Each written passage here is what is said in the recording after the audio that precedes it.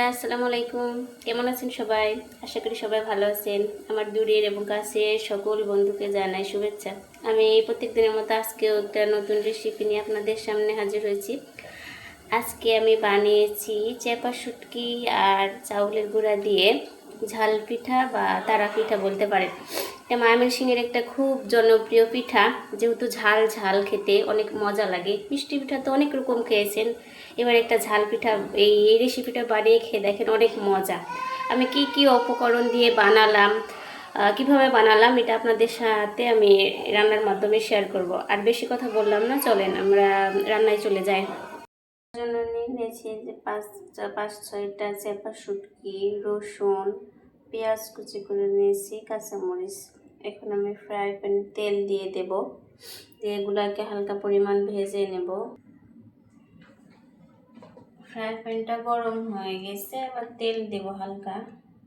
আপনারা চাইলেও বেশি তেলেও ভাজতে পারেন, আমি অল্প পরিমাণ তেল দেব। আগে রসুন পেঁয়াজগুলো একটু ভেজে নেব, তারপরে চেপা শুটকিটা দেব।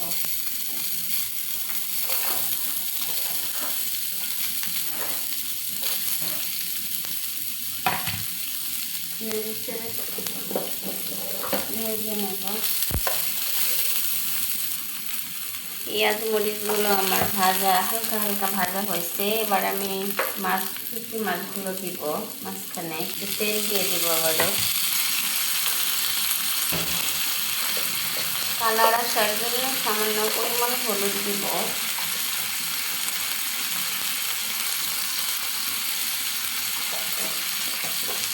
আর লবণ স্বাদ অনুযায়ী দিবেন, পরিমাণ মতো যতটুকু বানাবেন সে অনুযায়ী। এখন আমি একটু নেড়ে চেড়ে শুটকি মাছটা গলিয়ে নেব।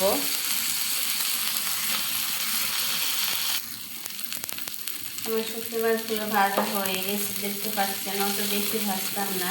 এবার আমি এগুলো নামিয়ে ফেলবো। এগুলোকে আমি পাটার সাহায্যে কেটে নেব। এইভাবে পুরাটা পালিশ করব না, মানে আদা আদা করে রাখবো, যেহেতু আমি পিঠার মধ্যে দেব, পিঠার মধ্যে।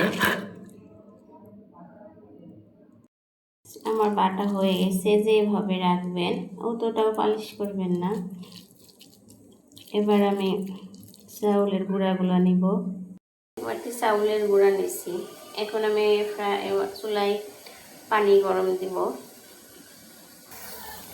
পানিটা গরম হয়ে গেছে, পরিমাণ মতো আমি লবণ দিয়ে দেব। একদম ফুটন্ত পানিতে দেওয়া লাগবে আটাগুলো, নাহলে ভালোভাবে খামির হবে না। আটাগুলো দিয়ে দেব, ভালোভাবে খামির করে নেব, দিয়ে নামিয়ে। আমার খামির করা হয়ে গেছে। প্রত্যেকটা পিঠাতে খামির যত সুন্দর হবে, পিঠাও তত সুন্দর হবে। এখন এগুলোকে 2 মিনিটের জন্য রেখে দেব। 2 মিনিট হয়ে গেছে, আটাগুলো একটু ঠান্ডা ঠান্ডা হয়ে আসছে। আমি এখন ভালোভাবে মথে এটাকে ডো বানিয়ে ফেলবো। ডো বানিয়ে ফেলেছি যে এখন এই ডোয়ের মধ্যে আমি এই যে ভর্তাগুলো দিয়ে ভালোভাবে আবার মিক্সড করে নেব।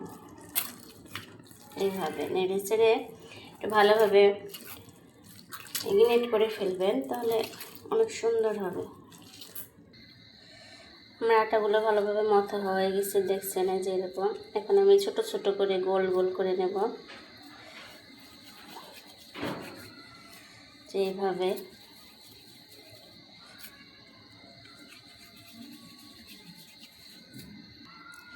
এভাবে গোল গোল করে নেব। গোল করে নিয়ে হাতের সাথে এরকমভাবে একটা চেপা দিবেন, দিয়ে এই যে এইভাবে করে নেবেন তারার মতো, তাহলে সুন্দর দেখাবে। আরেকবার একটু চেপা দিব, দেখছেন এইভাবে। এভাবে এখন আমি পিঠাগুলো সবগুলো বানিয়ে ফেলবো। পিঠাগুলো দেখছেন আমার বানানো হয়ে গেছে, এই যে সুন্দর দেখাচ্ছে, তারার মতো দেখাচ্ছে। এখন আমি ফ্রাই প্যানে তেল দিয়ে দেবো। আগে থেকে তেল দিয়ে রাখছিলাম, আমি একটা একটা করে পিঠাগুলো দিয়ে দেবো। এই পিঠাগুলো ভেজে নেব। আপনারা চাইলে দুবার তেলেও দিতে পারেন, আমি দুবার তেল দিলাম না। ভালোভাবে পিঠাগুলো এবার আমি প্রথম করে উল্টিয়ে দেব, যে লাল লাল হয়ে আসছে। উল্টিয়ে দিয়ে একটু আবারও ভেজে নেব। আমার পিঠাগুলো ভাজা হয়ে গেছে, দেখতে পাচ্ছেন লাল লাল হয়ে গেছে। এবার আমি এগুলাকে উঠিয়ে ফেলবো। আমার পিঠা বানানো শেষ, দেখতে পাচ্ছেন যে অনেক সুন্দর দেখাচ্ছে পিঠাগুলা। এই যে ভেঙে দেখাচ্ছি ভিতরটা কেমন আছে। আপনারাও বানিয়ে দেখবেন, এটা তো অনেক মজাদার পিঠা, ঝাল ঝাল, অনেক মজা লাগে খাইতে। আমার পিঠাটা কেমন বানানো হলো, আমার খেতে কেমন লাগে বানিয়ে খেয়ে দেখবেন এবং আমার কমেন্ট বক্সে কমেন্ট করে জানাবেন এবং ভালো লাগলে আমার চ্যানেলটা সাবস্ক্রাইব করে দিবেন। আগামী দিন আবার কোনো নতুন রেসিপি নিয়ে আমি আপনাদের সামনে হাজির হব। আসসালামু আলাইকুম।